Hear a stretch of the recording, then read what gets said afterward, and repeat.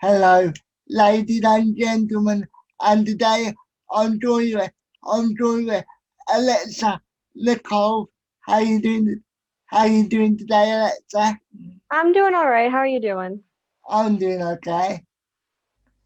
I'm just enjoying the evening, as they say. That's good. So, uh, have you been up to much lately? Not really. Everything's pretty much closed in Canada. There's nothing really going on right now. So, how this pandemic life been treating you in particular?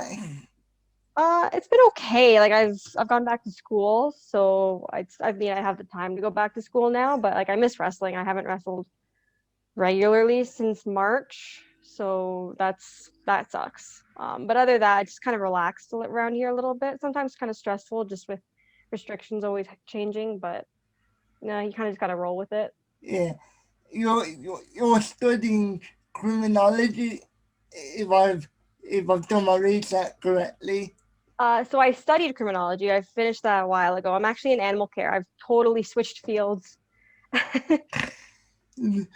It's a bit of a bit of a left field alternative. Oh yeah, it's a big change, but I mean when restrictions hit, jobs, you kind of figured out what you needed to do pretty quickly if you could keep your job, if you couldn't. So this is the best way to sort of find a way to keep a job right now. So have you always enjoyed like looking at the animals and things like that? Oh yeah, no, I've always loved it. I never thought I was smart enough to be in animal care, but I've managed to find a way to get in now. So have you got a favorite animal? And if you do, Uh, what is it? I think my favorite animal is a polar bear. I'm, I'm, I'm, I'm a lot more basic. My favourite animals are like dogs. Oh, Like, that's good. Everyone likes dogs. so, what do you like? What do you like about polar bears in particular? I don't know. I just really like them. I don't know if it's because like they're just these big giant bears that kind of walk around. I've just really always liked them a lot. I really couldn't tell you why they're my favorite. So, it's like, do you know, do you know, because you got a field, are you looking, are you looking for that to be your full time job, or would you love pro wrestling to be a full time job, or do a bit of both? I mean, ideally, pro wrestling would be my full-time job, but I mean, especially right now, that can't happen with everything. But even if there was no pandemic, you always need. I feel like you always need a backup plan. Of So animal course. care would be my backup. Yeah. Because to me, I would think animal care is obviously a lot easier on the body, Yeah, definitely a lot easier. Once my body totally breaks down, it's a good thing to go into. and and unfortunately, you've had quite a lot of problems with with your shoulders in particular. Yeah, my left shoulder, I've had a lot of issues. I'm still dealing with them now, actually. I'm going to the doctor tomorrow, actually, to figure out what's going on. But yeah, shoulders, my left shoulder specifically is never been really good. I've just had a lot of dislocations. Do, do, you- do you go to like I don't know what you call it over there, but over here we call it Yeah, physiotherapy. yeah, we have physio here. I do a lot of physio. State bookings, if you know what I mean. I don't know if I'm hesitant. I'm definitely more conscious of what I do in the ring than I used to be when before I got hurt often. I used to kind of just do whatever I want. Now I'm really aware of my shoulder before I even go into a match and sort of try and protect it and not really do try to avoid movements that I know would aggravate it. I, I would imagine, unfortunately, sometimes that can make promoters hesitant to put you on the shows. I would Oh, for imagine. sure. Yeah, that definitely plays a part in my bookings, which is why, especially with all the time off now, I'm trying to get it taken care of. But it's something I've been able to work through pretty easily. Like it's even when I get hurt, I know I can continue. I've never had to sort of stop at any point. It's just maybe a week off and I'm kind of back in it. Is, is that is, is that why it didn't, is that a part of the reason why it didn't work out with Impact in the end? No, we just honestly we were still talking up until the pandemic hit, and because I'm not a contracted worker, I can't go into the States to do their tapings. Because I don't have a contract, I don't have a visa. So I don't really know what's happening. Like up until March, I'm doing all the tapings in Canada, but everything's really up in the air now. So I have honestly no idea what's happening with Impact. You know, you know, like what's around the corner, do you? And sometimes not knowing can be the best thing. Well, I think it can be anyway. Yeah, I kind of like not knowing. I would stress too much. I feel like if I knew what was actually going on. So, so, so would I. So I would imagine, because you're labeled, because you're labeled as because you're independent. Obviously, yeah, obviously you have to take care of yourself first. Yeah, Yeah, it's really it's all on you as the independent worker to make sure you're okay. There's really no one to kind of the people can help you out, but there's no company to really like back you up with that. yeah. So, so as your shoulder problem just been in wrestling, or have you always had shoulder issues? Oh no, it started when I started wrestling. It's a wrestling injury and it's I've never had any issues outside of wrestling because of it. That has there ever been a time where you've been like, do I really want, do I really want to do this? 'Cause I can imagine it must be really frustrating. Because every time you get your feet set, every time you get your feet settled, your shoulder relays your career. So Yeah, it's really frustrating. There's definitely times where I thought about quitting just because I didn't want to deal with it anymore. But I guess it's wrestling's my drug. I like this is something I'm addicted to. I like doing it no matter what. Um, so I've found ways to help deal with it instead of just completely ignore it. But it's made me think about what I'm doing a lot. with the please tell me this is a bit personal, but did you speak to anybody about it, either in the industry or privately or whatever? Oh, I've talked to so many people. I've talked to other workers, people that have different, different doctors, different sort of backgrounds in health and kinesiology and all that. I've been to so many different doctors, surgeons, MRIs, X-rays, ultrasound. I've done so much, and starting to finally maybe understand what's happening inside my shoulder, but it's a process.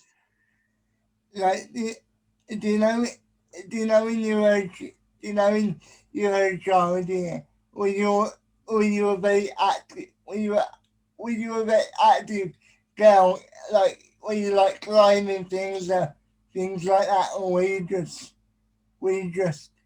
I don't know what the right word is, but were you just reserved in that respect? I was a bit active. I did. Uh, I was always in swimming lessons. Like I did karate for a long time when I was young, but I didn't. Definitely when I was at home, not doing those things, I was inside playing video games, reading that kind of stuff. I wasn't out doing other things. So what was your favorite video game when you were growing up? Um, Definitely a Pokemon game. I couldn't tell you which one though. To, to be to be honest with you, I've never played Pokemon. When I did used to play video games, it used to be FIFA, like soccer games and things like that. I've I'm never so bad at soccer games, so some you can teach me probably a few things about that. and you could you could probably teach me like you could probably teach me a couple of the Pokemon characters because I'm Yeah, absolutely we'll swap. good at Pokemon. Yeah, we can totally we'll give each other some tips. So the so do you know behind you that figure or that's something else? Like directly behind you is that some sort of figure or is that something else? Uh, I've got a bunch of figures behind me. The one, I guess it's that one, probably the one you can see the most. Yeah. That's Broly from Dragon Ball. Uh, on that uh, once again on the scene Dragon Ball so I'm not gonna even send so obvi- obviously you were trained at at square circle Mhm, by trailer Trailer Wild. Is that mhm. correct?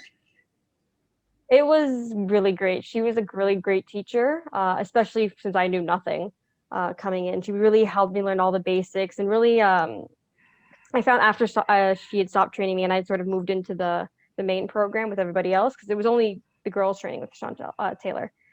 So after we moved into the sort of just the regular school with everyone else, I really realized what she taught me was good as a girl because she taught me specific things that guys wouldn't know in terms of like how girls' bodies moved, how our insides are when we take bumps and how everything kind of gets rattled around. So it was really good to learn from her first and then have her explain the basics, have her explain what it's like to be a girl in wrestling, have her explain how to move in wrestling, how it's different for girls and guys, and then to sort of really see how that played a big part in the rest of my training.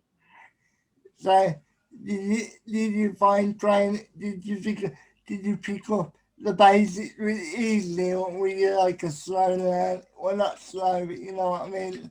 Did it take you a bit longer to pick it up? I picked up the basics, even on the moves, pretty easily. It was putting it together that was more of the challenge for me. But yeah, the karate background definitely helped me pick up things really quickly. So so it was more like the psychology and where to do things and why you do things and things like that. Yeah, the psychology was definitely trickier to Yeah. pick up than the moves, but psychology just came with practice. I guess in a weird way, it's like being in a film. Obviously, it's not as, obviously, doing wrestling. It's a lot more physical on your body. But I can imagine from a psychology perspective, it's like being in a film. Like, yeah, Yeah. I know that might sound a bit weird, but I think you can understand what I'm trying to say. Like, the art, the art of telling a story. That's basically what I'm trying to say. My apologies. Yeah, no, that's definitely you're telling a story and you have to figure out how to tell a story that makes sense. And it makes sense to everyone, not just in your head. Once put everything out there, will everyone understand it? And that's definitely the hard part. That how long did you actually train with me? I did everything in that. I trained, how long did I train? I trained for I think 2 years before my debut match, 2 or 3 years. I remember I was really young when I started training, so my trainers didn't really want me wrestling until I was about 17, 18. So that definitely made my training period longer than most people. But I think it was about 2 or 3 years that I spent in training. So obviously, when you're training and when you're doing something in front of a crowd, I imagine it's two completely different things. So, what was your first emotion going into your first match? Like, when you're nervous, when you're confident, how did you feel? Oh, I was extremely nervous. I was super nervous. I thought I was gonna mess up. I thought I wasn't ready. And I was at my first event. There were a lot of names backstage, like Rhino was there, and Angelina Love was in my first match, and just a couple other bigger names. And it really kind of added to the nerves just to see all these people that I'd watch on TV working on the same event as me. The, the, so did anybody backstage at that event take you aside and give you some crucial advice. I mean, Angelina Love definitely she gave me a lot of advice and really helped me prepare for what I was getting myself into. Not even just advice on the match, just advice in general on how to get noticed, how to prepare for matches, how to sort of prepare myself mentally for wrestling in general. So she was really helpful. And, and I and I would imagine she gave you some good business advice like how to get yourself booked and things like that. Yeah, she really helped, but a lot of people are very helpful. Well, when I started, a lot of people were really helpful for me, really helped me, like directed me to promotions to contact, people to message and all that kind of stuff. So I'm really grateful that so many people took a chance on me. Like, cause I mean, so I want to take it back a little bit. So what age did you decide I want to be a professional wrestler? You do? No, I said what age did you Oh, what age decide? did I want to be? What did I decide on? I was maybe 12, 13, and just kind of really pressured my parents to start as soon as I could. So obviously you don't have to reveal this if you don't want to, but were they supportive of you at the time, or were they a bit hesitant? Sorry, can you repeat that? I said, you told your parents that you wanted to eventually train and be a wrestler. What was their response? Were they supportive, or were they like, or were they? Uh, they were hesitant. They definitely didn't, they weren't excited about it. It took a lot of me doing my own research and kind of like pressuring them and like just showing them, what I would be doing. I had gone to Squared a couple of times actually, just like sat and watched the class and with them just so they could see what we would do. It took a lot of persuading to get started training, especially because I couldn't sign up myself. I needed their permission at that age. So, so because you were so young, yeah, did I think did I think it would be it would be a phase, and then you go out of it and do something proper in their mind at the time? They were just worried about me getting hurt more than anything. I was really just able to convince them, especially with training with Taylor Wilde for a short period, that I was something I could do and not hurt myself too much. And really for me, it was, well, for them, it was getting good grades. If I got good grades, I could stay in wrestling. So I just kind of worked my butt off at school and it helped me train. Uh, you obviously you obviously took education seriously because graduate with honours is limit to mislead that is it? Yeah, school is very important in my family and doing well, so it's kind of come on to me as well. But I would say it's important, as you said earlier, it's important to have a backup plan. Whether you're doing wrestling, or whether you're doing movies, or whether you're doing, or whether you're being a music artist, or whatever it is, it's important to have a backup plan because nothing lasts forever.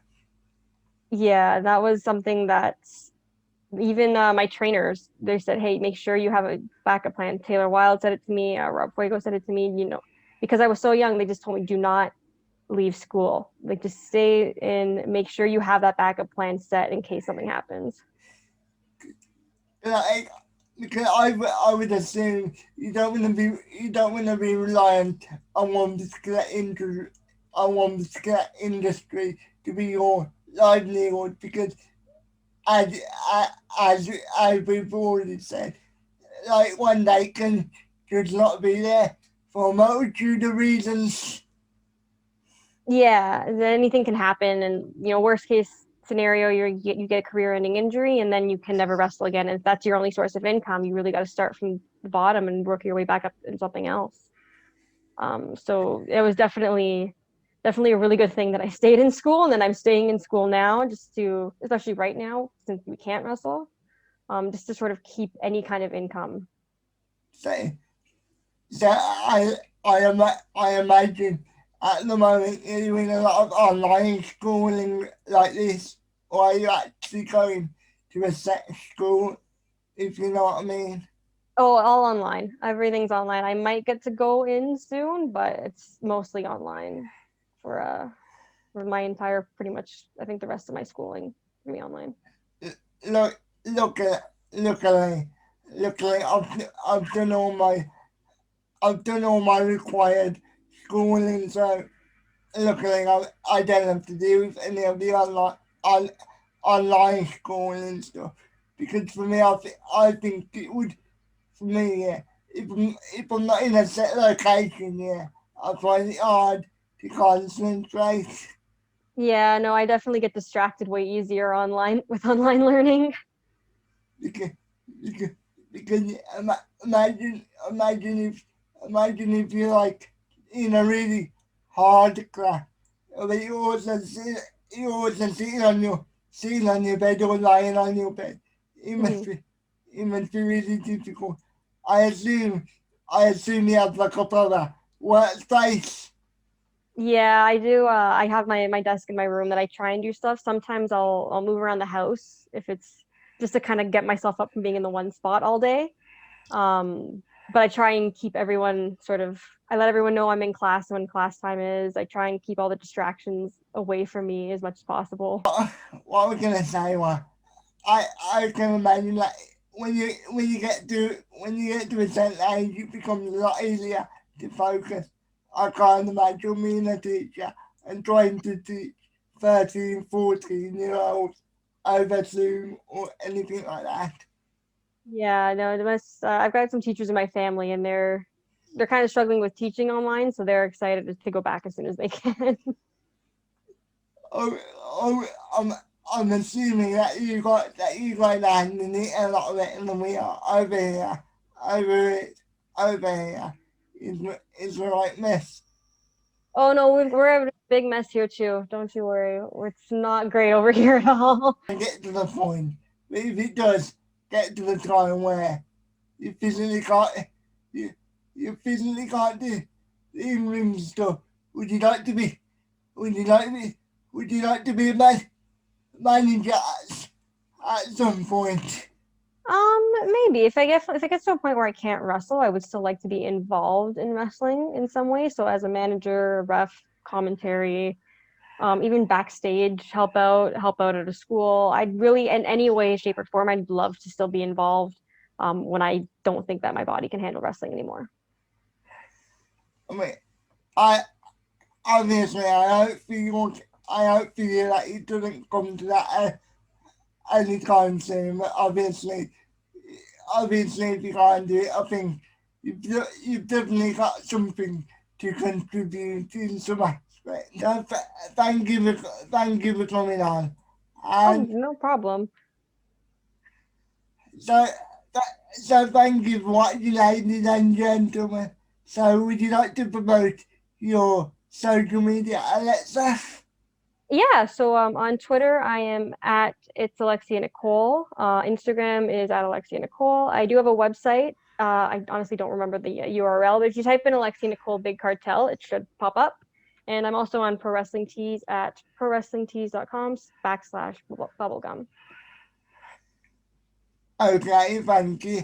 So, guys, if you want to follow me, it's at Anthony Podcast One. So, thank you for watching, and I will speak to you soon. All right. Thank you for having me. No worries.